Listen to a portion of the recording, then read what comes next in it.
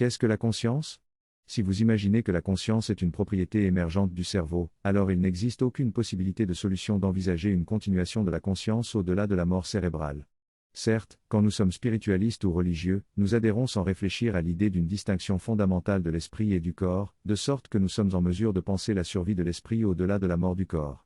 Nous adhérons à cette posture, même lorsque nous affirmons que l'esprit et le corps sont un, car cette prétendue unité devrait nous interdire de penser la possibilité d'une vie après la mort du corps. En effet, si cette unité était autant que cela réelle dans notre conviction, la mort du corps devrait toujours signifier la cessation de l'existence de l'esprit.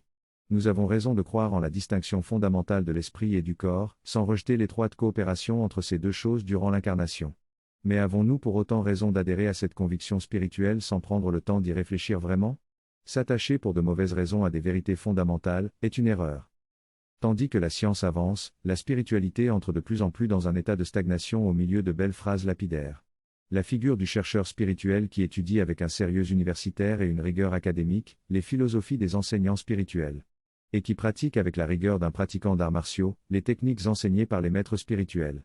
Cette figure-là est en voie de disparition. Elle sera bientôt complètement remplacée par l'épouvantail des consommateurs de belles phrases de sagesse, qui se concoctent leur propre petite philosophie après avoir vécu quelques frémissements extatiques. Le chercheur d'antan est devenu une figure archaïque balayée par la mode du zapping culturel. Or, le monde a peut-être davantage besoin de pratiquants spirituels de haut niveau, capables d'incarner le service spirituel réel, et non sa caricature caritative. Le monde a davantage besoin de cela, qu'il n'a besoin d'autre chose. Encore une fois, quelques spiritualistes adhèrent peut-être bien à de réelles vérités spirituelles. Mais si cette adhésion ne relève pas de l'intelligence aguerrie, elle ne saurait produire des résultats différents de l'adhésion à des erreurs spirituelles.